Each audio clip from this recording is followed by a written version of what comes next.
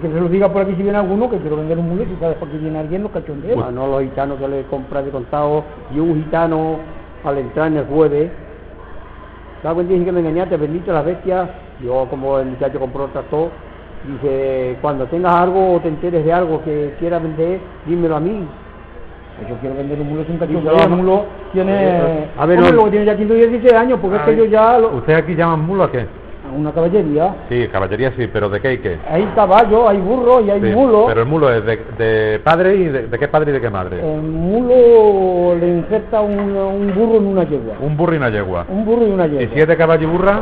Siete.